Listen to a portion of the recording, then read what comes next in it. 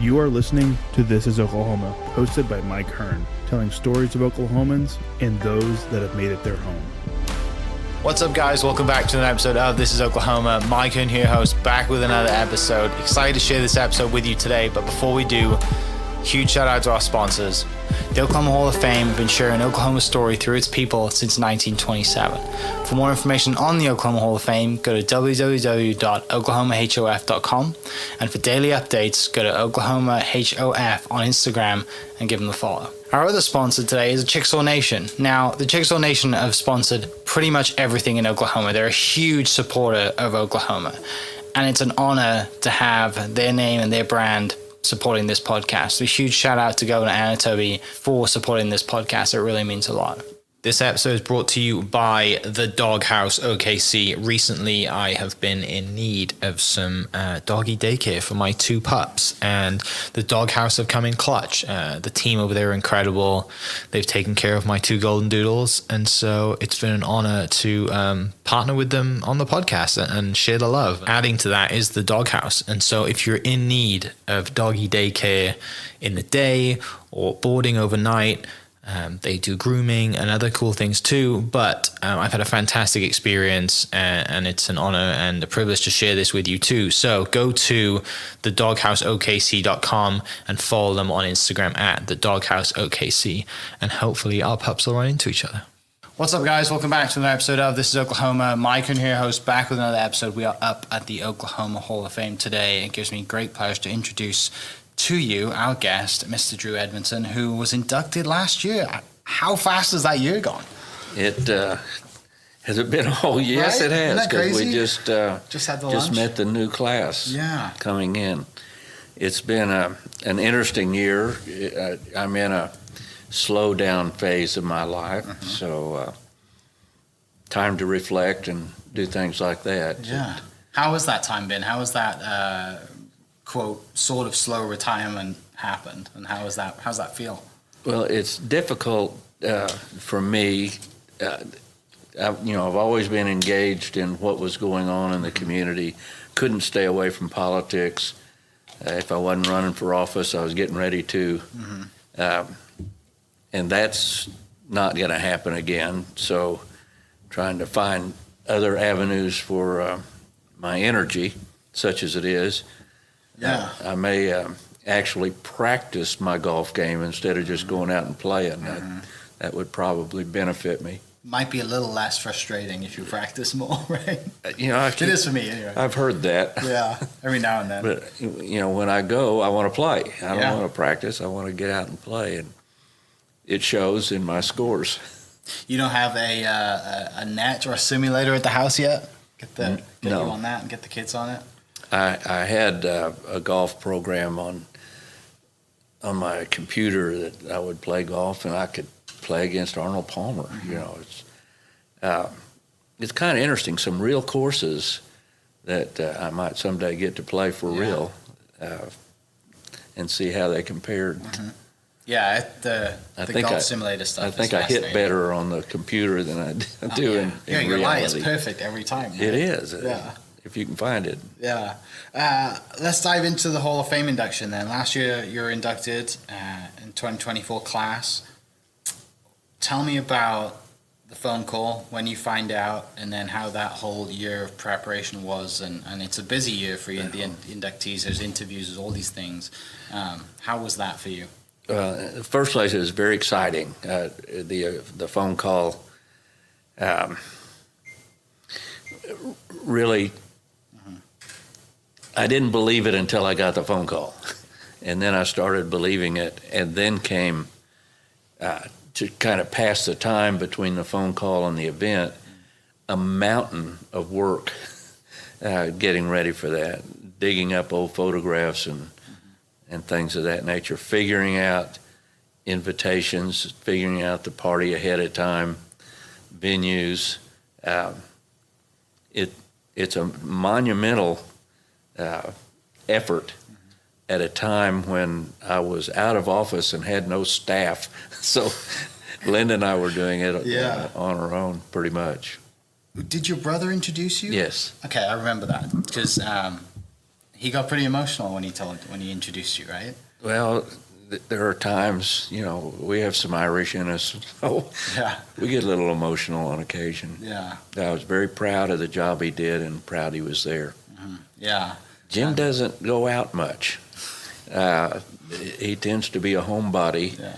And as a matter of fact, when he got his 50-year pin from the Bar Association, the Chief Justice invited me over to pin him, and they said, don't tell him about it or he won't come. He doesn't want to be I said, you know him. Yeah. Know him pretty well.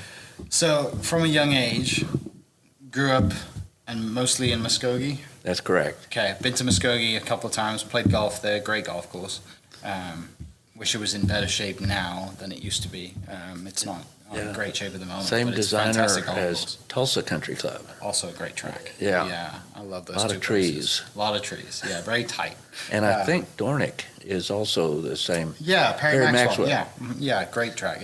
And if people haven't been, they need to. It's a great golf course. I apologize for talking golf. Oh, we can talk. It's fine. They know that I talk golf on the podcast every now and then. I so talk a it's better not- game than I play.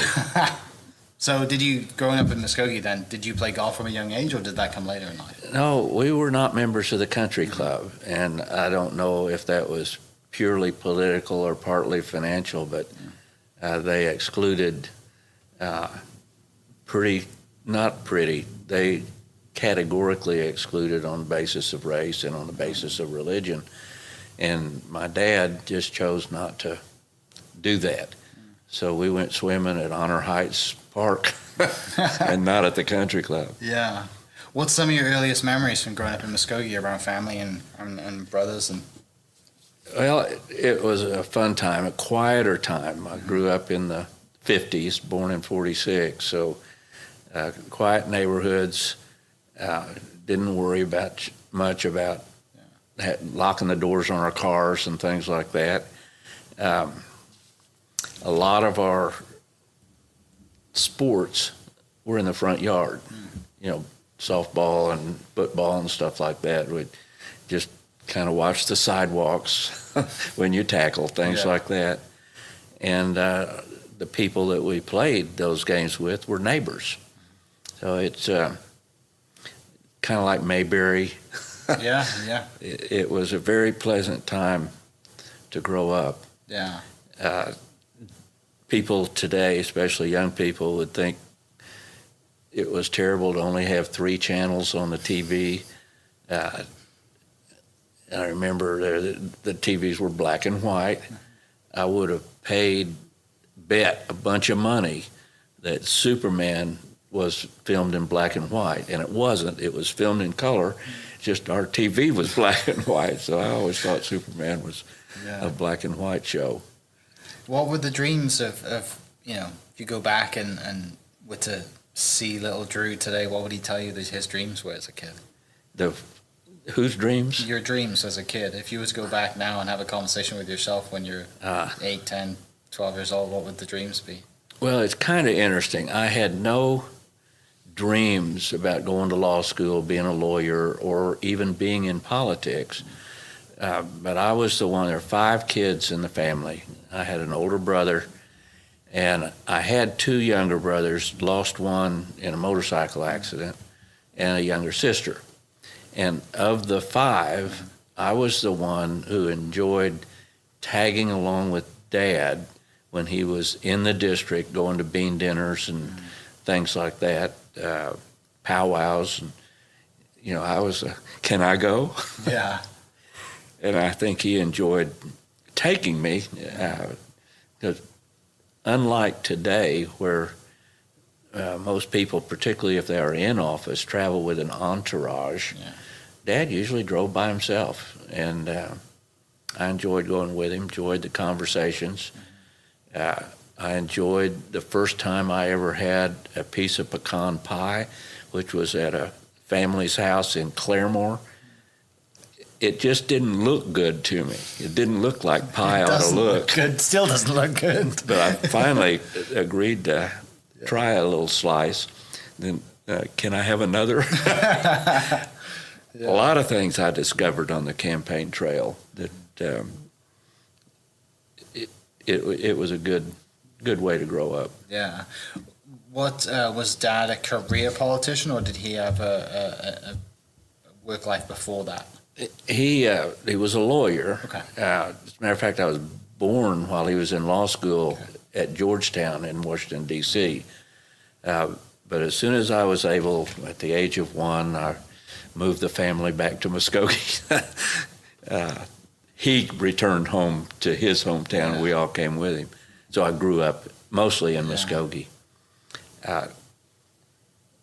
He ran for county attorney in 1948 when I was 1.5. And after that, county attorney, unlike district attorney, was a 2-year term. So he ran for re-election in 1950, and in 1952 he made his first race for Congress. Yeah. And he was in Congress from 52 to 73. He ran for the Senate in 72 unsuccessfully, and that was the first time since I was 1.5 that there wasn't a campaign going on all the time. Yeah. You know, in the off year you're organizing, raising money, and then in the even numbered year you're in a campaign. Yeah. So I grew up with it and enjoyed it, but I never really thought about doing it until I was out of school, out of the Navy. I taught school for a year before I made my first race for state representative in 1974. Yeah. With those memories, traveling around with Dad, pecan pie, you know, on the road, you know, you're going to people's houses, you're shaking hands. I would assume it's a lot different to the way that races are run now.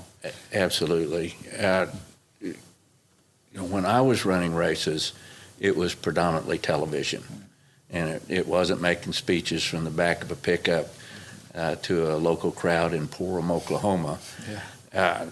And even now, it's morphed into social media and not so much TV. So it's continuing to change, and the candidates that don't change with it are the ones that lose. Yeah. You know, the winning campaign last year is not going to be the winning campaign next year. And if you don't learn that, then you go by the wayside. But I enjoyed it. It's in board games, I enjoyed chess. In card games, I enjoyed bridge. You know, if it wasn't a contest, if it wasn't a game of skill and strategy, I didn't enjoy it. And that's why I enjoyed politics. It was, to me, it was a grand game. You learn the rules. You put the pieces together and you make your race. Yeah. Sometimes you win, sometimes you don't. Tell me about your mom. What did Mom do through your childhood and earliest memories and favorite times? Mom was in charge of the house. Yeah. She, in terms of schooling, she was a high school graduate. She took some courses at Bacone while she was living in Muskogee, but just because she found them interesting. She never had a degree program or a schedule, but she was very, very well read. She was a member of the Shakespeare Club in Muskogee and taught me a lot about Shakespeare, about how some lines don't speak as they are written.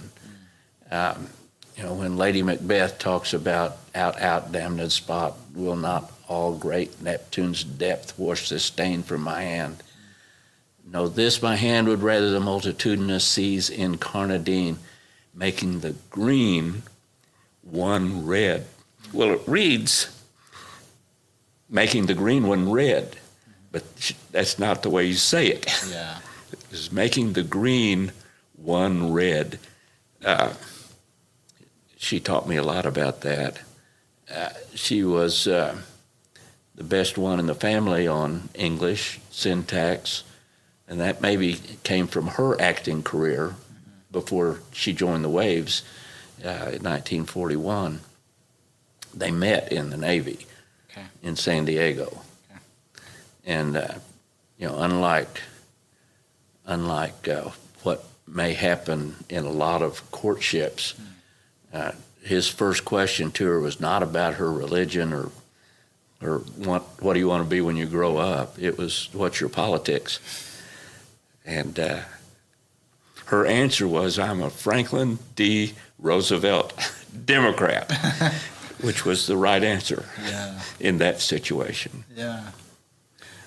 So was Dad's family's from Muskogee, Mom's family's from San Diego, or was that just where she was still stationed? Her family had moved around. Her family was pretty hard hit by the Depression. Okay.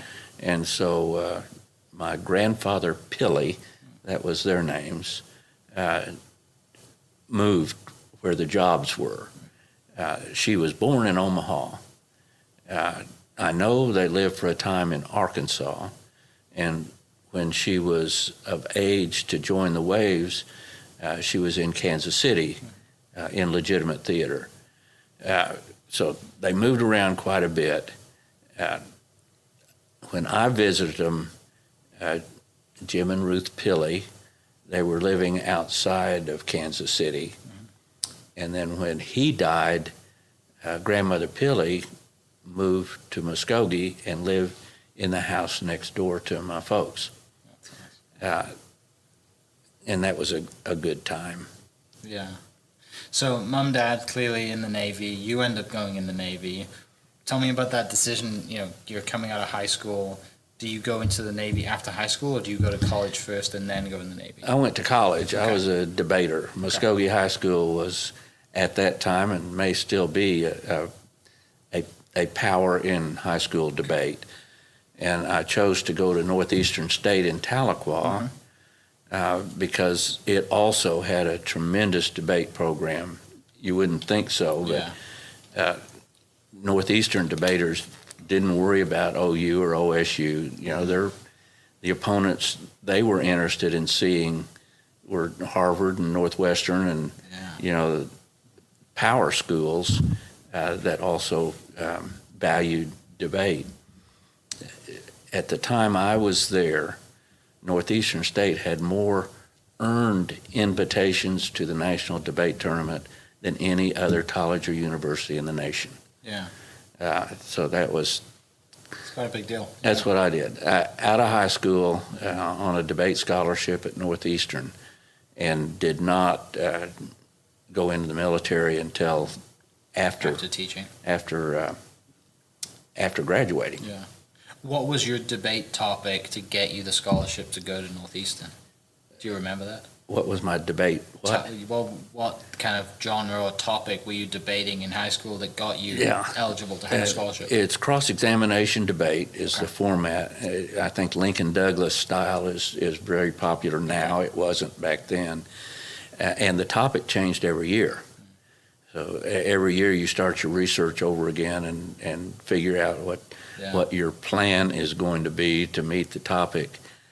And most states, they followed the same topic.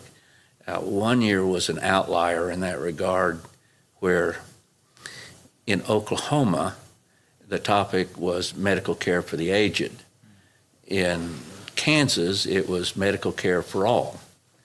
So when we went up and debated in Kansas, our plan was we were going to have medical care for all, but you had to be 65 before you could qualify for it.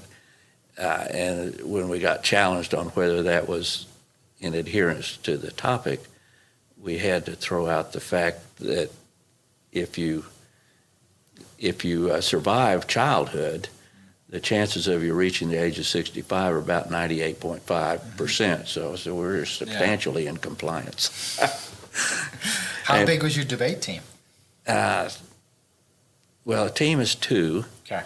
And in high school, you're going to have your A teams and your B teams. Okay. The A teams, there were probably 4 good teams of 2 each that participated in the tournaments. And it was a very popular class because our high school debate coach, Jack Gregory, was a very fun teacher. He didn't know near as much about debate as my college debate coach, Dr. Valjean Littlefield. But he knew how to inspire people to enjoy what they were doing and have a good time doing it. Yeah. So I loved that time. Most of the people I knew in high school well were in speech, if not debate. And it was pretty much the same in college, except that in college I started dating. And that kind of put a hole in my research time, but it was worth it. Yeah, absolutely, right? What was it like being, going to college, being away from home, away from your family? Did any of your siblings go to the same college that you went to? Brother Jim did, and my younger brother, his name was John Martin, nicknamed Tad. He's the one who died in the motorcycle accident. Sister and youngest brother did not. Youngest brother Brian went to OU, and my sister June went to a number of different schools. She enjoyed her college time a lot. Jim started off at Georgetown, but ended up back in Oklahoma and went to Northeastern, and he was an excellent debater, as you might imagine. He's smarter than me, and at least sounds more articulate. He's a very smooth speaker, and I expect that there were times when Dad was having a tough race, and in those times debate became the second most important thing, and I expect that's what brought Jim back to Oklahoma. It was one of those tough campaign years. Yeah, some great memories, it sounds like. Yeah. Great family, great support from Mom and Dad, and aunts and grandparents as well. It sounds like it was a really, really blessed childhood. Well, at that stage in life, we were capable of being surrogate speakers. So we traveled the district. One year, I think it was 1966, I had Osage County, which was kind of fun. Osage County it's huge to begin with, and it had a county itinerary where, on a series of nights, the county itinerary would be in Barnsdall, or it would be in Fairfax or Pawhuska, and especially the small towns. You roll in your candidates for sheriff and county commissioner and Congress and state senate and state house. That was better than Bonanza. People would show up. It was entertainment. And Osage County was mine. There were other things that we did, but I was very pleased that we carried Osage County at the end of that route. Yeah. I mean, that's, you talk about, rolling in, and, you're going to all these towns, and, it's an event for these towns, right? They want to be there, they want to show up, they want to ask their questions and figure out, like I said, there's no social media, right? So you can't just get an ad on who you think is going to run and who you're going to vote for. You got to go see these people in person. I think it's sad that that's no longer as true. If a candidate comes to town now, the people who are already for him or her will show up. Yeah. But getting the community there, the people who haven't made up their mind, that's hard. Yeah. How was law school? Law school? Yeah, how was it? Well, it almost didn't happen. I'd been admitted to OU and Tulsa, and instead ran for Congress. I think, fortunately, in the long run, I was unsuccessful. Yeah. And applied. I had already been accepted, but I hadn't been admitted, and it was already 2 weeks into the year when the August race knocked me out of the running. But I called, and they had a dropout after 2 weeks, and basically I took her schedule and just started going to those classes, and I was in recovery right, yeah, from the campaign. Yeah. people have asked me how I became a lawyer, and I told them the same way John F. Kennedy became a war hero. Yeah. They sank my boat. What was the decision for you to run before going to law school, or even was law school even an idea? If you'd have been successful, would you have even gone to law school after? Do you know? I don't know. Okay. I don't know. That's a good question, and it probably depend on, whether I was a one-termer or whether I served 20 years like my dad did. If I had served 20 years, I doubt if I'd ever gone to law school. But as it was, I got to go to law school, and that paved the way to be district attorney and attorney general. Mm-hmm. What was that conversation with family and brother, and to have you run? Did your brother want to run? Did Jim want to run as well, or did you? No, Jim has stood for election as a district judge in Muskogee, and the retention ballot on the Supreme Court. But until this last year, when there was a concerted, funded effort to unretain 3 of the justices, he'd never had a race. Oh, wow. He was unopposed every time in Muskogee, and the retention ballot was, I don't think he ever spent a dime, typically they were retained with 60% plus. It was not close. But this last time was an outlier, and thank goodness some people who were interested in the outcome raised some funds and put on some counter ads. But still the margins for those 3, one lost, and the other 2 were closer than they had ever been before. So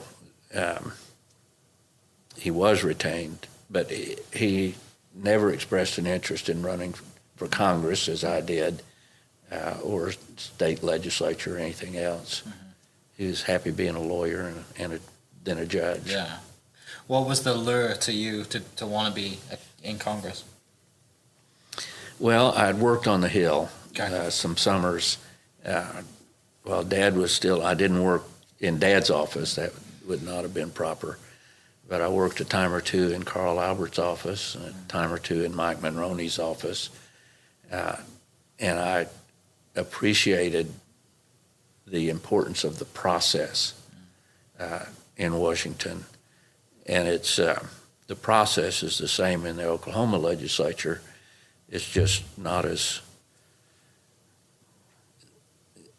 I don't know, it's like the difference between opera and slapstick comedy. It's quite drastic. It's and that's, there are some really great legislators, and I don't want to diminish what they do, but it's not the same as the halls of Congress. There's not the history and the impact on to know that you're impacting the history of the nation is a pretty heady thing. Yeah. Obviously, you grew up seeing Dad in public service, Mum's running the house and has done, been in the Navy and has kind of had her own public service as well. It sounds like it's just in your nature to want to help because of the experiences that you've grown up around. It probably didn't seem like it was something so far-fetched for you to be in politics, be an attorney, because it sounds like that's all you ever knew. Well, it's very gratifying, particularly if you're successful. Yeah. And not successful in the race, but successful in helping people and getting things done. It's very, very gratifying. So it's not all just for the public good. Yeah. It's the gratification you get from doing that and having things you can look back on that were meaningful is very gratifying. Yeah. In terms of being DA, to me, it was kind of fun. I had a Kojak light on the top of my car, and police radio, a siren. Yeah. And I loved riding around. If the police were going to ask me to draft a search warrant, I'd want to go. Yeah. Yeah, I'll draft it. We'll go get a judge, but I want to go with you. And I did a lot of those. Early on, I was an intern in the DA's office when when Mike Turpin was the DA. And that was Charles Troy Coleman murdered John and Roxy Seward when Mike Turpin was DA and I was an intern in the office. And Coleman was in custody, but we didn't have the shotgun that was used. And Coleman's brother, under questioning, in a manner that could not be used against him, told us that he had thrown several shotguns into the Grand River between Muskogee and the dam. He didn't know which one might have been used, so he threw 2 or 3 of them in the Grand. And he took us out, and we marked where he said that he stopped and threw them in with my handkerchief tied to a tree. Came back the next day with divers, and they went in and recovered the shotgun that was used in the crime. That was interesting. I had one function.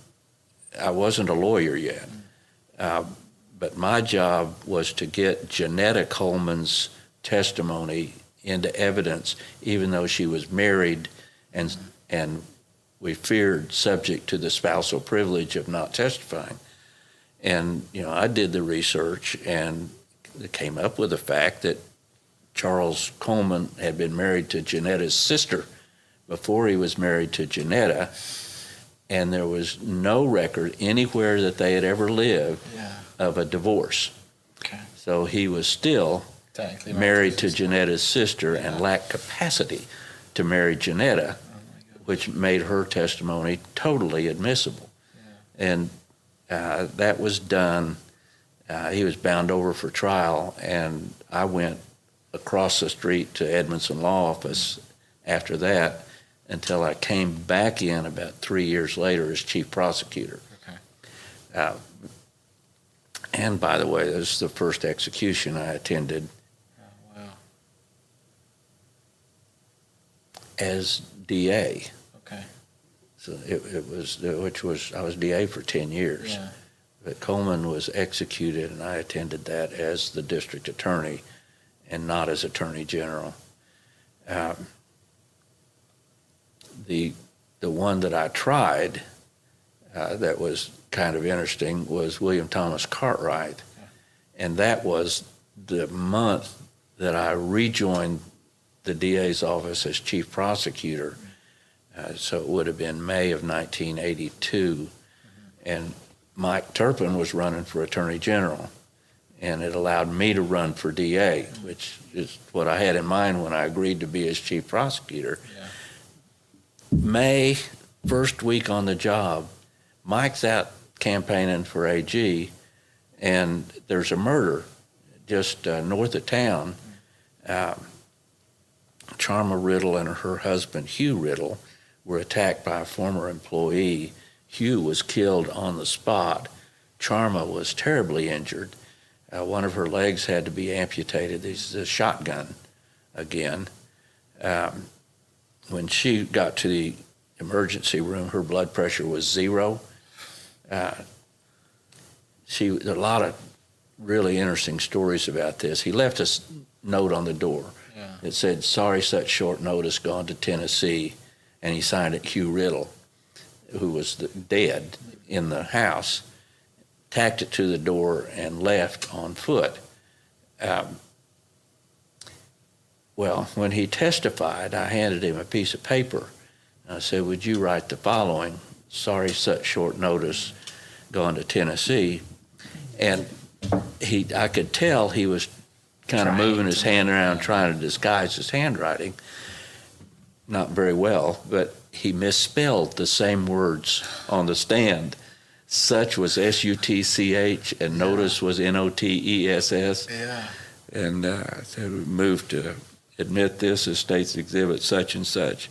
Defense attorney objected, and the judge said, "On what grounds?" I said, prejudicial to my client. Well, yeah, that's why I offered it. Yeah. So I thought that was a neat part of the deal.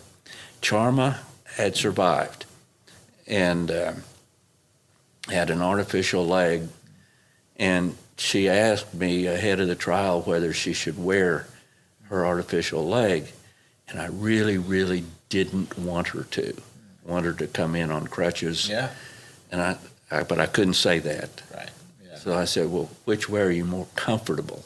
She said, well, I'm more comfortable without it. I said, well, I want you to be comfortable. Yeah. So she came in. The judge said, she can wait in my office and come in this side door, so she only has this far to walk. I said, no, I want her to come in like any other witness. So she walked the full length of the courtroom with the crutches. He got 75 years for what he did to Charma, and originally had the death penalty. We charged heinous, atrocious, or cruel as an aggravating circumstance, and under the Monty Lee Eddings case, which was a kid who shot a trooper on Turner Turnpike. Where the court said you could consider the totality of the circumstance. He laughed about it. He used an illegal weapon, a sawed-off shotgun, several things. And on the death of Hugh Riddle, which just like Larry Crabtree, who was the trooper that was killed, one shotgun blast, but he had laid in wait. He caught them while they were at home in bed. And what he did to Charma, I said there are other circumstances, totality of which made it heinous, atrocious, or cruel. And Supreme Court reversed, and this case changed the law, where the Supreme Court of the United States said now death has to be preceded by torture or serious physical abuse of the person killed. And that, there may be other aggravating circumstances, which there were, but not heinous, atrocious, or cruel. So they kicked out the death penalty, and we were facing retrial. And at that time, Charma worked for me in the DA's office. She was in the bogus check division or something, because she couldn't rodeo anymore. Right. And she was a good hand, too. She was a good worker. And I asked her, I said, we've got a chance, because he knowingly risked more than one life in this murder, because he nearly killed you, and that's one of the aggravating circumstances. And could argue that he killed Hugh because Hugh knew him. He had been a former employee, to avoid arrest or conviction, which is another. I said, we can do this if you want to go through it again. But the defense has offered to waive credit for all time served up to that point, and to run the life without parole was not available because it wasn't on the books at the time. Life plus the 75 years for you consecutive. And she said, well, I'd just soon not go through that again. So that's what we did. And this is all after your time in the Navy? Yeah. Okay. Yeah, I did. How long were you in the Navy for? What spurs that decision? 3.5 years. Okay. And I went in after graduating from college. The Vietnam War was hot and heavy. I graduated in 1968. I went in shortly after TET of 68, which the Viet Cong practically overran our positions. When I got there and they were showing me to my barracks, they pointed to a chain link fence and said, this is where we stopped them in TET of 68. I said, okay, well, I'm glad you built a fence. Yeah, right. That'll keep them out. Yeah. I frankly didn't want to miss the war. I felt like I had missed the civil rights movement, because it happened in the late 50s and early 60s, and I just wasn't old. I didn't have a driver's license. I couldn't get down there to participate in that. And this was the next big thing that was going on in the country. And so I enlisted in the Navy and more than once volunteered for duty in Vietnam. And I went over there finally in 71 as a volunteer, and found it a very interesting experience. Yeah. Did any of your siblings go in the Navy as well? Jim was in the Navy, and he served in the Vietnam theater on a helicopter carrier, the USS Tripoli LPH-10, off the coast of Vietnam. So he was manning the boat that allowed Marines to go in helicopters. Yeah. Well, how long were you over there for? Almost a full year. Okay. There's so much different from World War I, World War II, and probably Korea, where you signed up for the duration. We didn't sign up. We had a set number of years that we were to serve. And in the prior wars, you went over as a unit, came back as a unit. Not true in Vietnam. You went over when it was time for you to go. And if you knew somebody else on the airplane, it was just a coincidence. Flew over in a commercial airliner, landed at Tan Son Nhut Air Base, went home the same way, and not on a troop ship. World War II, people came home on troop ships and had the sailing time, which could have been weeks, to kind of readjust. You're not at war anymore. You're not at war. Not true in Vietnam. You flew home the day you left Vietnam and got to the States the same day, and you're back. When we left the base in California after returning, they said it's best to leave in the evening in civilian clothes. Most of the demonstrators will be gone. And then yelled out, throwing stuff at you when you were leaving. And there were no parades.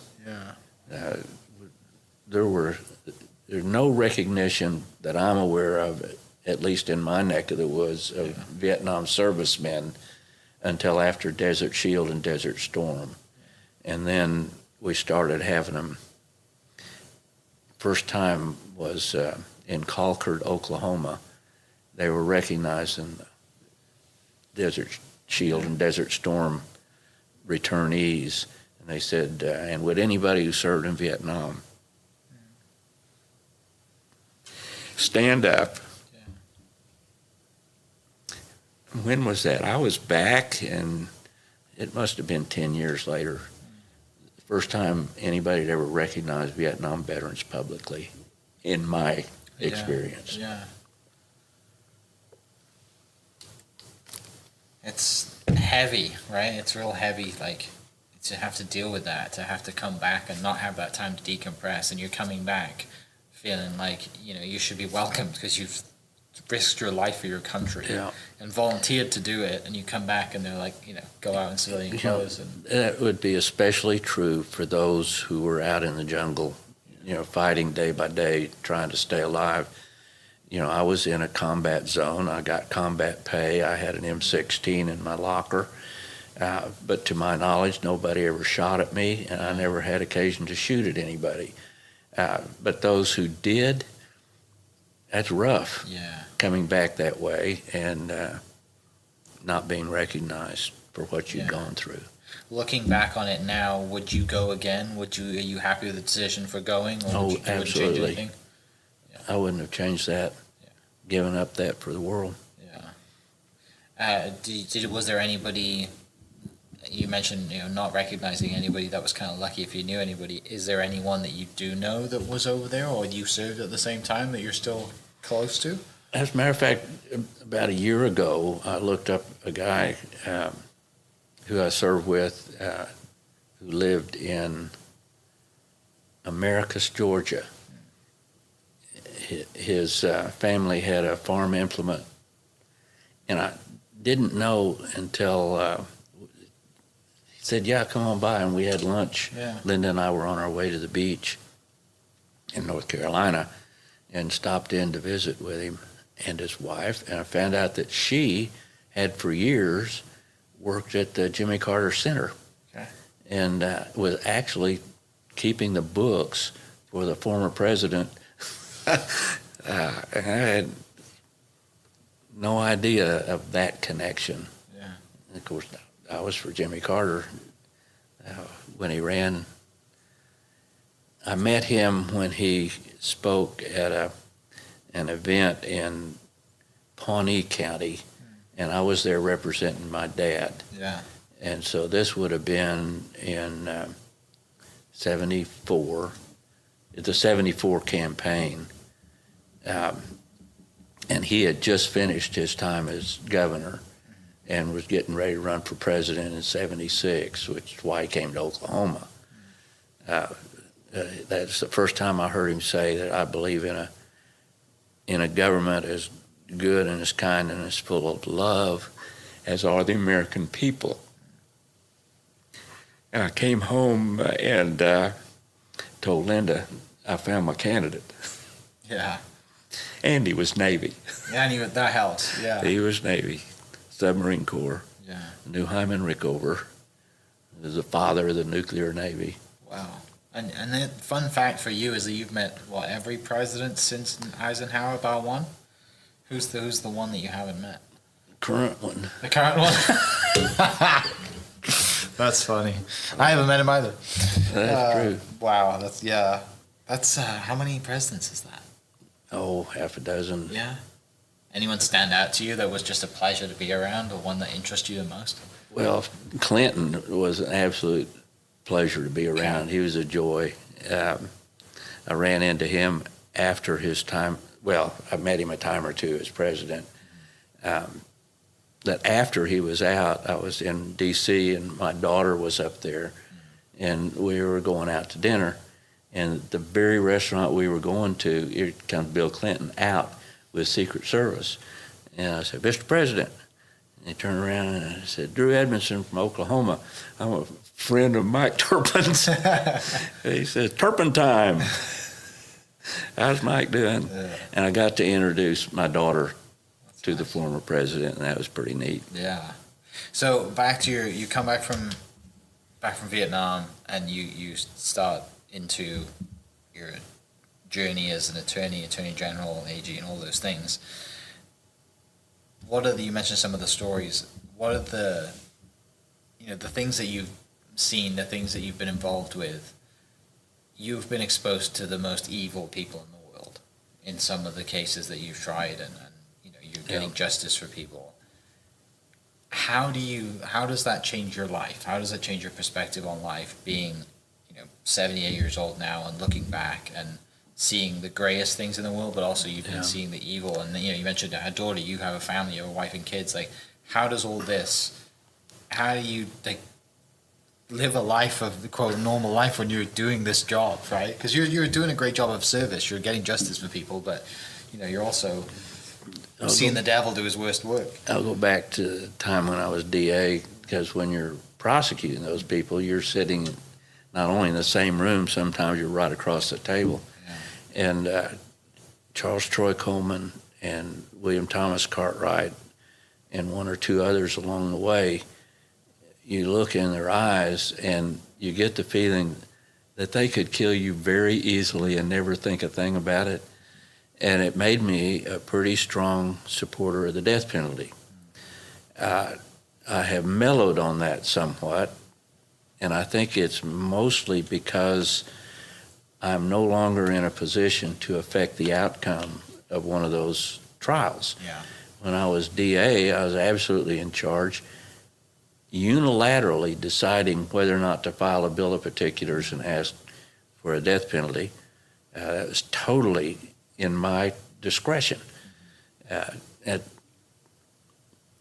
That's pretty heavy by itself, but the aggravating factors, aggravating circumstances that are statutory are a pretty good guide. I don't believe I ever filed a bill of particulars where I only had one aggravator. I wanted two or three at least before I'd go there. And even as Attorney General, while I was no longer trying those cases, all the appeals came through my office. And we had the authority to confess error on appeal, to ask for a new trial, or to say that the evidence did not support the aggravating circumstances and that the death penalty should be changed to life without parole. I have zero control over that today. And that makes me a little less firm in my support of the death penalty than I had been when I was in charge. Yeah. And that may be a very selfish way to approach it, but I'm just trying to be honest with you that it's easier when you have some control. When you lose that control, then you have to look at it objectively. And I knew when I was a DA that there were some DAs who filed a bill of particulars solely to help them plea bargain to life or life without parole. Yeah. That if they weren't facing the death penalty, they wouldn't plead to anything, which I not only never did, I found it abhorrent that anybody else would. You don't file a bill of particulars unless this person needs to be executed for the safety of everybody else in the world. Yeah. Yeah. And I believe there are still some people who would fit that description, except I'm not making the call anymore. Yeah. You must have had death threats as well, and threats, whether it's like, through letters or whatever, silly people sending you bullets or whatever it is. I mean, it's... Had one letter where it said, "You are the Antichrist." And I had that Scotch taped to my wall for a while. Yeah. And then it got mean. I was told by people at the police department who were pretty savvy that if they're going to kill you, they're not going to call you and warn you. They're not. Yeah. Somebody called and warned, and I said, okay, it's 505 North 13th, not 601. 601's my brother's house. Yeah. I'm at 505. Yeah. Come on. Yeah. And they never did. Right. Yeah, it's an interesting position to be in, right? And both of the positions, the DA, the AG, and the things that you're doing, you're a part of a huge team as well. I did go down when I was working for Brother Turpin. It had somebody that wanted to meet him down at the county jail, and Mike called me and said, "I can't, I'm tied up, do you mind going?" And found out that was a death opportunity for Turpin. Oh, wow. But he is considerably taller and bigger than I am, and they figured that was not Mike Turpin. Wow. You mentioned a daughter and your wife. How'd you meet your wife? I was in Washington for the summer, and she came up to D.C. to, among other things, meet the guy that she was pinned to. And he was working for my dad, and Mom had them all out for a fried chicken dinner or something. And I met her. I remember meeting her at the airport and taking her to, she had some sorority sisters that were up here also, and that's who she was staying with. But I particularly remember her coming to the house, and she would tell you that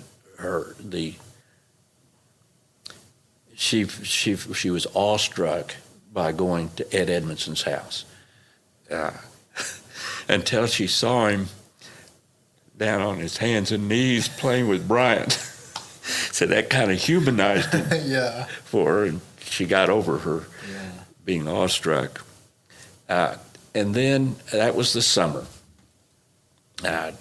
We double dated. She went with the guy that she was pinned to, and I went with a girl named Cece Wolf. And Linda just revels in the name. She throws at me on occasion. It's hilarious, yeah. That was that. The following November, I'm at a debate tournament at OU and run into her on the stairs in the Union.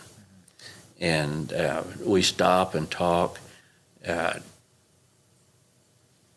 I think she recognized me first, but I recognized her quickly, and we agreed to go out that night. Well, she had forgotten that she had a date coming in that had been arranged by her sister at Stillwater. This guy was coming down from Stillwater to go out with her. But the Pi Phis had a rule that if your date is late, you're free to do something else. Yeah. And it's when he was 1 minute late, she leaves and we go out together with a good friend who's still a good friend. He's living here in Oklahoma City, Robert White. And his date, who was a sorority sister of my wife's, and she had since broken up with the guy that she came up to D.C. to see. So we started dating regularly, and following June, we're married. All right. And you have one daughter, or you have multiple kids? We have one daughter, one son. Okay. Daughter's in Arlington, Virginia. She's an attorney, married to an attorney. And they have our older grandchildren, twins, Catherine and Andrew, are 16. And then our son, Robert, is married to Andrea, and they live here in the city, and have our two younger grandchildren, Cash and Cade. Yeah. Lots running around then. Lots to keep you busy. Yeah. Linda's picking up Cash this afternoon, and often they'll want to come out to the house and drive around the neighborhood in the golf cart. Yeah. And so I think I'll be ferrying them around the neighborhood this evening. Brilliant. I guess being grandparents really fits into you kind of slowing down in life a little bit and doing less work, right? Yes. Opportunities to be with the kids. Cash and Cade are more regular but less lengthy. Mm-hmm. We will go to the North Carolina beach in July and spend a full week with our other older grandkids at the beach. Do you see any of yourself and your wife and your grandkids? Any traits? Well, that's a good question. I'll ask her, but I don't think so. Okay. They're both, the older ones are interested in what's going on in the world, but neither one of them has expressed any interest in participating in what's going on in the world. Yeah. They're just interested, and the ones here in Oklahoma City are too young to have that figured out. Yeah. When you walked in today, you said you had a conference call, still involved in TSET, and you know, when people Google you and your bio comes up, that's one thing that really stands out and quite an impactful moment in your career. We don't have to tell the full story because I don't think we have enough time, but if you want to dive into how does that start, what's the process, where do you fit in all of that, and then clearly it's still happening, and just the impact for, you know, safety of Oklahoma, Oklahoma now being the center for cancer research and all of these things that have ripple effects that have come from all the work that you and your team did with TSET. Well, it started with the litigation. Okay. And my first AG meeting, which was December of 1994, before I took office, I met Mike Moore, who filed the first lawsuit against the tobacco industry in May of that year. So a lawsuit had already been filed during the 94 campaign. Nobody in Oklahoma was talking about tobacco. Everybody was talking about death penalty and the appeals process. And Roger Dale Stafford had just finished 17 years on death row. And, you know, that was kind of the issue. What are we going to do to shorten the appeals process? My opponent in the fall of that year, and people forget this because he later was Attorney General, was Mike Hunter. Okay. And Mike had a very catchy line, one trial, one appeal. I don't know how you convince federal courts not to hear habeas corpus, but but that gets into particulars. So I told my people, I said, I'm gonna start saying one trial, no appeal. Yeah. And they said, no, you can't do that. Can't do that. Hunter should have won that race. because it was a sweep year for the Republican Party, 94. They won races that they'd never won before. Lieutenant governor, labor commissioner, that never had won those races. But I think part of what happened was nobody thought Mike Hunter had a chance of winning. We've only had one Republican attorney general, G.T. Blankenship, and that was during another Republican presidential sweep year, and he only served one term before he got taken out. And so my fundraising was a lot more robust. We outspent Hunter 2-1 in that race, which is unusual for a Democrat. And he kind of shot himself in the foot over something they called Stampgate. He accepted as campaign contributions rolls of stamps from other legislators that are supposed to be for official business only. And the beauty of it was the Oklahoman broke the story. You know, it wasn't something that I found out and put out a press release. So the Oklahoman owned the story.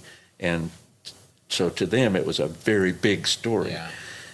We got a second wave on it when, and by the way, to his credit, he declared them on his campaign reports that he got these contributions.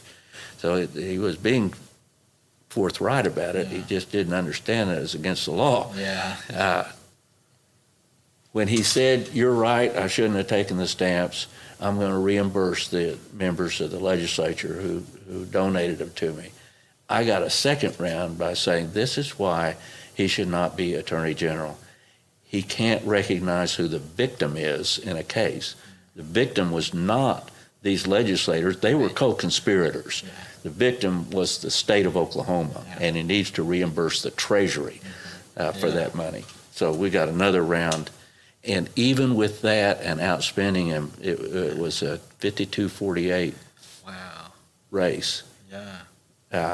And we were up there election night at a watch party, which we felt pretty good about.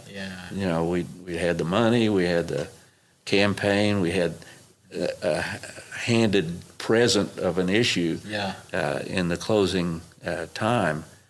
And when the first returns started coming in, I've seen a lot of returns. And I was looking at it and said, this can be a long night and a close race. Yes. What's that feeling? Like you're at a watch party, you got your family there, all your donors, your friends, you know, you've put this team together, you've worked extremely hard, and it all comes down to one night, and you're waiting for the, you know. Well, it's much better when you win. Well, I'm sure, it's much better when you win by landslide too, but having those nerves and it's like draft night. It is very painful when you don't win. And I've been in a few of those. That was a good night, except you may recall Mildren, Jack Mildren was our candidate for governor. And he and his wife Janice were on the campaign trail. We'd been to a lot of meetings together. And I go out to declare victory that my race had been called. And I look in the front row, and there's Janice Mildren. And they'd already lost. And that was hard. That was hard. So let's dive back into the TSET. So no one really wasn't worrying about it because people are looking at the death penalty instead. And so there was this bill was already. That was the election itself. So, you know, I go to that first meeting, which was a training session for newly elected AGs, and I meet Mike Moore, and he starts talking about this tobacco litigation. You know, it hadn't been in the papers in Oklahoma, and I didn't recognize it even as an issue. And my thinking at that time was, well, this sounds very interesting. By that time, several other states had filed. Minnesota, whose attorney general at that time was Skip Humphrey, who was Hubert Humphrey's son, had already filed. Florida, whose AG was Bob Butterworth, who was a former sheriff who went to law school. Really great guy. He'd filed. several states had filed, Massachusetts had filed, and they were starting to get discovery.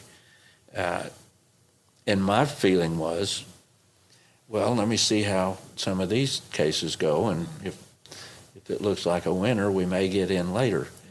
Because I didn't realize the impact of a multi-state litigation where you have 20 or 30 states participating, all saying the same thing, or at least having the same defendants. But then I started getting reports at subsequent AG meetings, and by the way, the meetings on tobacco were usually early in the morning or over the lunch hour. There were several clump of tobacco-producing states that it did not get on the regular agenda of any AG meeting, for a couple of years. But we would get together. I met the movie The Insider. He was a scientist that worked for Brown and Williamson, played by the actor who played Master and Commander Far Side of the World. Yes. Yeah, I'm going to look it up. He played, I'll call his name in a minute, the scientist that turned state's evidence in that movie. And he came to one of those AG meetings, and I Russell Crowe. Is that what you're talking about? Yeah, that's the actor. That's the actor, right? Yeah. Not the scientist. Not the scientist, yeah. Things like in their internal memos, they describe cigarettes as a nicotine delivery device. A nicotine delivery device. They describe children as replacement market. Oh, wow. In writing, in these memos. Black and white, like that. All kinds of, we discovered that they manipulated the amount of nicotine in a cigarette, and that is the addictive part of smoking, is the nicotine. Not the tars, not the smoke. It's nicotine. And frankly, got a little angry at the industry was doing that. And it was I think I went all the way through 95, but in the spring of 96, Oklahoma filed. And we were like the 14th or 15th state to file, moving toward what ultimately was 40 some odd. When we did the negotiations, we were representing about 40 states that had already filed. And that, we put out an RFP and put together a team of lawyers that had enough resources that they could meet the tobacco industry head on in terms of, you can't smother us with pleadings because we know that trick. Right, yeah. Motley Rice, who had gotten rich on asbestos litigation. John Norman, who just passed away, Norman and Edom here in Muskogee, was one of our trial lawyers. David Riggs with Riggs Abney, that was another one. And we brought in the former DA and district judge down in Cleveland County, Preston Trimble, as a solo practitioner when we determined that we were going to file this lawsuit in Cleveland County. And that was on the basis of polling data. We needed a combination of approval of this kind of a lawsuit and also a county where there was a small enough number of judges that we were okay with any of them. Yeah, which in Tulsa and Oklahoma County, you never know who you're going to draw, and it could be a big mistake. But and Cleveland County fit both of those requirements. They believed that this kind of a lawsuit was perfectly acceptable, if not a good thing. And we liked all the judges down there. They're all good people. At the end of the process, part of the negotiations set up a committee to determine attorney fees, and you had to submit your case to this panel, and they would award attorney fees based on the job that you did. And we had prepared a presentation to them, which was part of the process. And Preston, when we were describing what our particular roles in the litigation, said, well, I was hired to fix the jury.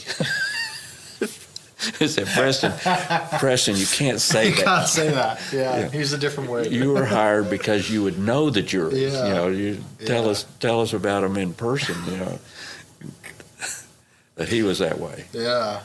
That way. And then the impact that comes from winning that case. Well, so you're still seeing that today. That was huge. You know, we actually won it twice. We negotiated a settlement with the industry early on that required congressional action because it included federal jurisdiction over the contents of cigarettes, control over nicotine in particular. And Congress just messed it up. The health advocates thought the money wasn't nearly enough. It was like $106 billion or something like that. And the tobacco states say if it changes, we're leaving. Yeah. And the number went up and they left and it just folded. But in August, after that happened in spring and early summer, Congress just totally missed the boat on it. We came back to the table for a state-specific solution. And the state-specific solution didn't involve any federal money, didn't involve any federal legislation, but it would satisfy the claims of, they wanted, there was a phrase for it, but a sufficient number of states that it would settle the issue. And as it turned out, even the tobacco-producing states joined in the settlement because they were going to get money to help tobacco farmers move into some other line of work if they chose to do it. We didn't put the tobacco companies out of business, but we put a real crimp in their domestic sales, and some of them have turned to overseas sales to make up the difference. Yeah. But the industry wanted critical mass is what they were talking about, a sufficient number. And they ended up with all 50 states in either the settlement. 5 states had settled, 4 or 5 states had settled right before trial. When we were in negotiations, our delegation was led by Christine Gregoire, the Attorney General of Washington State, and they were in trial while she was participating in the settlement negotiation. And Oklahoma was next after Washington State. So we were going to trial like in February. And that would have been a very interesting and rewarding trial, I think. Yeah. But we got that done, and the revenue stream was committed, and then the question was, what are you going to do with the money? And the first opportunity to test that was a proposal to what they call securitize the judgment, and that is figure a present-day value, and somebody off Wall Street would give us X number of billions of dollars. Well, we sued for $1 billion, and our settlement, the value was $2 billion. Yeah. So somebody would give us $2 billion up front, but they would then own the proceeds for as long as tobacco is sold, is how it's worded. Yeah. And one of my political cartoons up on my wall is a big bag of money, and Governor Keating's tugging on one end and I'm tugging on the other, and his side says spin, spin, spin, spin, and my side says save. So we won that tug of war. Yeah. Jerry Askins was responsible for a bill in the House that ended up passing to create a state fund, not in the Constitution, a statutory fund. Governor Keating vetoed it, and I didn't know how to take that at first, but it turned out to be a good thing, because we turned right around and said we're going to put it in the Constitution, and be happy to negotiate with you, legislature, or we negotiated with that 75% split, which actually started off at 50, and then the part going to TSET would increase 5% a year for 5 years, capping out at 75%, and the rest going to the legislature. And it was earmarked in a revolving fund called the Tobacco Settlement Revolving Fund. And to date, all of that money has been spent on health issues. The legislative money primarily is Medicaid match.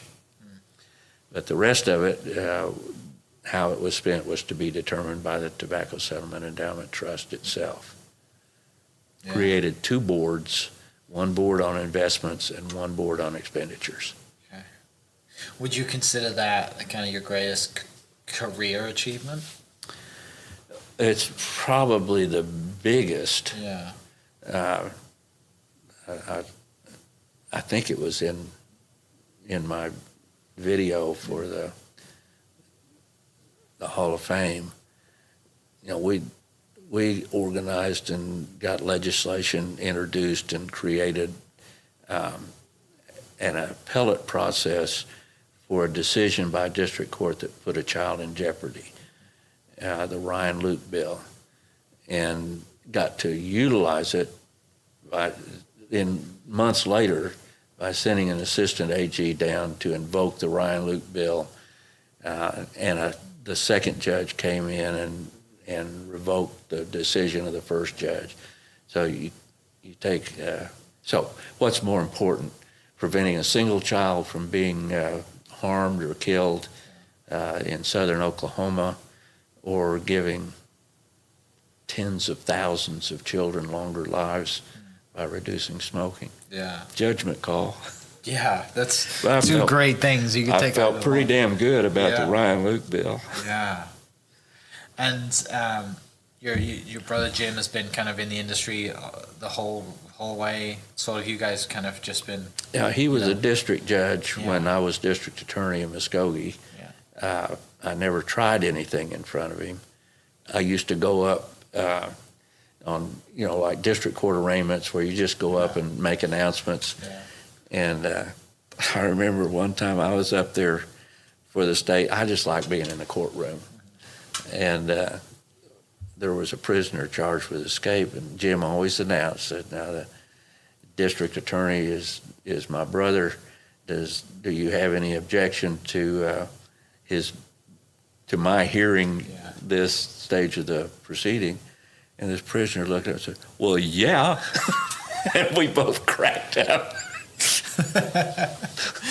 Oh, that's great. His attorney, I think, talked him out of it. Yeah. Nothing's going to happen today. No, you'll be fine. You'll be okay. But I loved his announcement. Well, yeah. Yeah. 2 brothers wanted to put me away. Finishing up, it's a joy to sit across from you and see the amount of emotion you have, your passion for your work, and just the joy that you have for things that you do. Yeah. You don't say it, but it clearly comes across in your mannerisms. So I apologize for asking this question, because I know that I would get emotional answering this question. What does the Edmondson name mean to you and your family? Oh, that's a good question. Well, to us, it means honesty, integrity, and commitment to public service. Others may have different answers to that. The Antichrist comes to mind, but that's what it means. My dad was impeccably honest. I think I saw it in a movie once where Harry Truman opened his billfold and pulled out one of his own stamps to put on a letter. That was Dad. Never abused the franking privilege and all of that.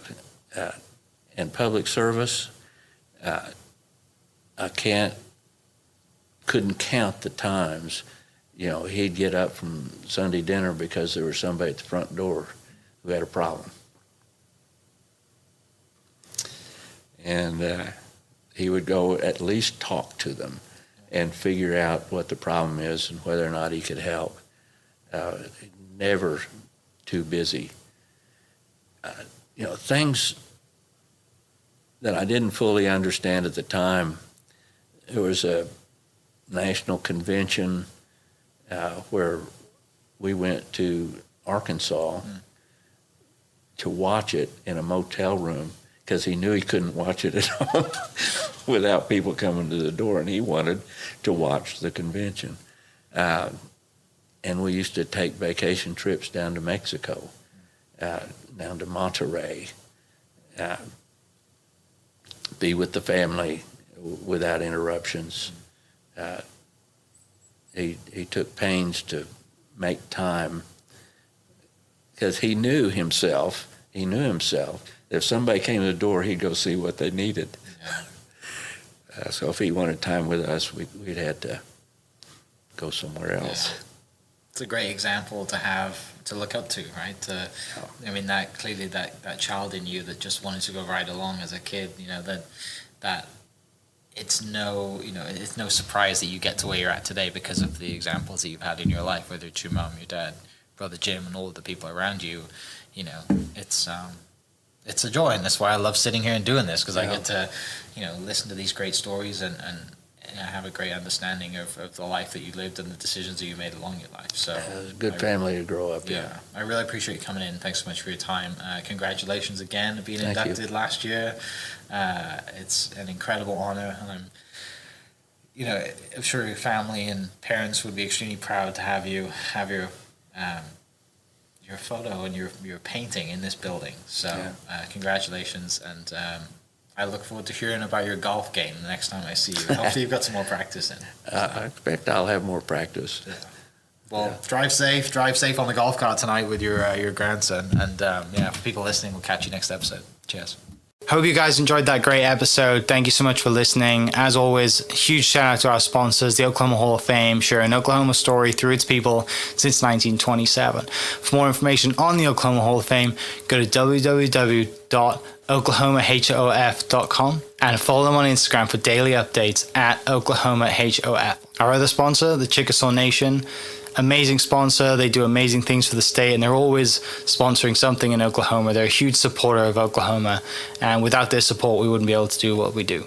This episode is brought to you by the Doghouse OKC. Recently, I have been in need of some doggy daycare for my two pups, and the Doghouse have come in clutch. The team over there are incredible.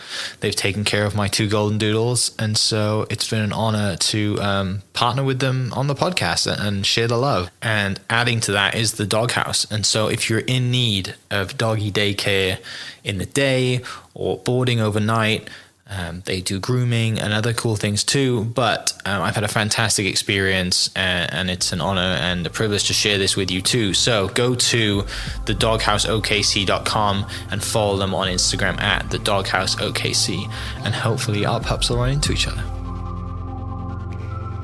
Thank you for listening. We are inspired by those around us and hope that you are too. Make sure you subscribe to this podcast on your favorite podcast platform and leave us a review so we can keep telling your stories. For more great Oklahoma content, follow This Is Oklahoma on Facebook and Instagram.